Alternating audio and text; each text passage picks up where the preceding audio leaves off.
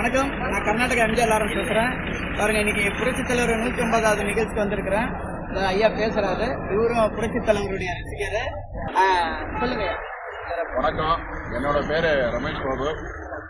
நான் பொன்மனச்செம்மல் புரட்சி தலைவர், வாழும் வள்ளல், வாழுகின்ற வள்ளல், எங்களின் உயிர் நாடியாக விளங்கக்கூடிய புரட்சி தலைவர் எம்ஜிஆர் அவர்களின் 109வது பிறந்த நாள் விழாவில் இன்று சென்னை தியாகராய நகரில் கலந்து கொள்வது நாங்கள் அனைவரும் மட்டற்ற மகிழ்ச்சி அடைகிறோம். இதை குறிப்பிட்டு சொல்றோம் என்ன அப்படின்னா, நான் ஒரு ஆராய்ச்சி பண்ணக்கூடிய மாணவர், அதாவது பிஹெச்டி சென்னை வேல்ஸ் யூனிவர்சிட்டியில் பல்கலைக்கழகத்தில் ஆராய்ச்சி பட்ட மேற்படிப்பை மேற்கொள்ளும் ஒரு மாணவனாக விளங்குகிறேன். இதன் சிறப்பம்சம் என்னவென்றால், நான் எடுத்துக்கொண்ட தலைப்பானது புரட்சி தலைவர் எம்ஜிஆர் அவர்களின் ஈகை பண்பு.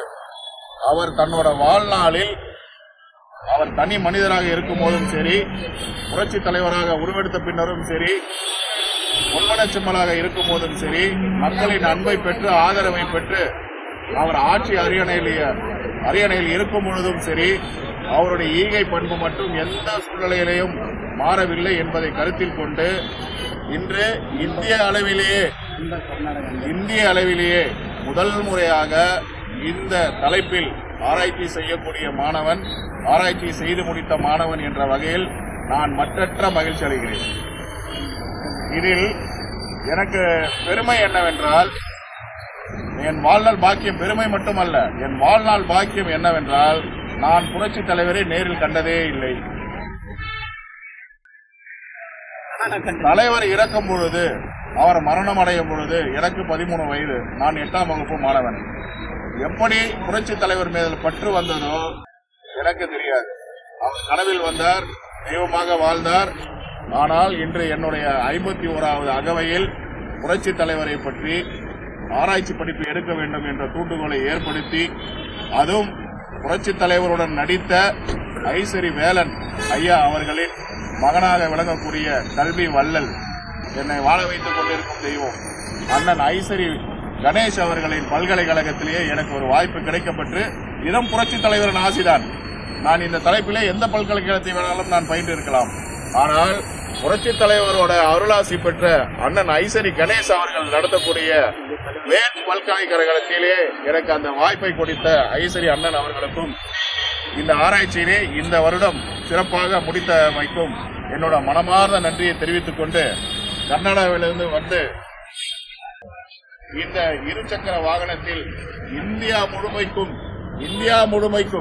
இங்கு மட்டுமல்ல, இந்தியா முழுமைக்கும் கர்நாடகத்திலிருந்து கிளம்பி காஷ்மீர் வரையிலும் இந்த இருசக்கர வாகனத்தை பயன்படுத்தி அவர் தன் வாழ்நாளில் ஈட்டக்கூடிய அனைத்து பொருட்களிலும் பாதி அளவு, குறிப்பாக ஒரு நாளைக்கு 1000 ரூபாய் அவர் சம்பாதிச்சார்னா, ஒரு 500 ரூபாயை புரட்சி தலைவர் பாணியிலே அனைவருக்கும், ஏழை எளிய மக்கள் அனைவருக்கும் பசி இல்லை என்பதை போக்கக்கூடிய ஒரு மட்டற்ற மாணிக்கம் தான் எங்கள் தோழர் கர்நாடக நண்பர் அவர்கள். எனவே இன்று கர்நாடக லாரன்ஸ் அவர்கள் இன்று தலைவர் மறைந்து 38 ஆண்டுகள் ஆனாலும், இன்னைக்கு நான் வர்றதுக்கு முன்னாடி திரு கார்த்தி அவர்கள் நடித்த வாவாதியார் என்ற திரைப்படத்தை பார்த்துவிட்டுதான் இந்த நிகழ்ச்சிக்கே நான் வந்தேன். அதுவும் எனக்கு பெரும் பாக்கியம். ஏனென்றால், நான் இதை எதுக்கு சொல்ல வருகிறேன் என்றால், நான் இதை குறிப்பிட்டு கோடிட்டு காமிக்க வேண்டிய செய்தி என்னவென்றால், இருந்தாலும் மறைந்தாலும் பேர் சொல்ல வேண்டும், இவர் போல யார் என்று ஊர் சொல்ல வேண்டும் என்று தலைவர் பாடியது எந்த அளவுக்கு உண்மை என்றால், இன்று 2 படங்கள் நடித்தால் 3வது படத்திற்கு திரும்பி பார்ப்பதற்கு ஆள் இல்லை. ஆனால் இன்றும் 2026 ஆண்டிலேயும் புரட்சி தலைவர் எம்ஜிஆர் அவர்களை வைத்து வா வாத்தியார் என்று ஒரு திரைப்படம் என்று எடுத்து அதை ரிலீஸ் செய்து இன்று புரட்சி தலைவர் நன்னாளில் ரிலீஸ் செய்கிறார்கள் என்றால், புரட்சி தலைவர் இந்த மண்ணுலகம் உள்ளவரை, அந்த வானமும் பூமியும் உள்ளவரை அவருடைய புகழையும் யாராலும் அசைக்க முடியாது. அவர் பெயரை உச்சரிக்காமல் இன்று திரையுலகிலும் யாரும் திரையுலகத்தில் வாழவும் முடியாது. அதே மாதிரி அரசியலில் அவரை தொடாமல் நான் குறிப்பிட்டு சொல்ல வேண்டும் என்றால், இன்று உச்ச நடிகராக இருந்து அரசியல் பயணத்தை தொடங்கி இருக்கக்கூடிய நபர் அவர்களும் புரட்சி தலைவரை பயன்படுத்தாமல் அரசியலிலும் சினிமா துறையிலும் எவரும் வாழ்ந்ததாக சரித்திரமும் கிடையாது. அவரை விட்டு நீங்கள் அரசியலும் சினிமாவும் நடத்தவும் முடியாது. அதை நீங்க பேசுங்க, அவர் எடிட் பண்ணி. வணக்கம், நான் ஊரப்பகுதியிலிருந்து வணக்கம். நான் வந்து மண்ணின் மைந்தன் ஆர்கெஸ்ட்ரா மாஸ்டர் டாக்டர் எம்ஜிஆர் ரசிகன். உங்கள் டாக்டர் எம்ஜிஆர் அவர் பாத்தீங்கன்னா நண்பர் வந்து கர்நாடகால இருந்து வந்திருக்காரு. அதனால அவர் மூலியமா நீங்க 29வது தலைவருடைய பிறந்தநாளையே வந்து கலந்துக்கிறது ரொம்ப சந்தோஷம். ஐயாவுடைய அது பார்த்து ரொம்ப சந்தோஷப்பட்டேன். தலைவருடைய படம் என்ன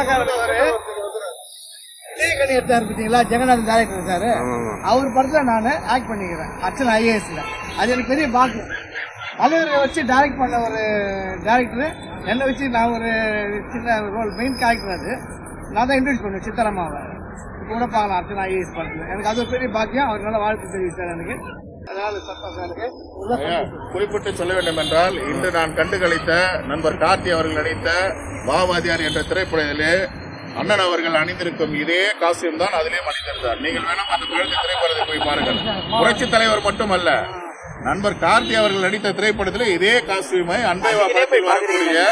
அன்பேவா படத்தில் வரக்கூடிய இதே ஆடையை தான் இன்று எடுக்கக்கூடிய திரைப்படத்திலையும் பயன்படுத்தல. அதே தான் அண்ணன் அவர்களும் அணிந்து வந்திருக்கிறார்கள். இதெல்லாம் பெருமை. ஏன்னா பெரிய விஷயம் தெரியுமா,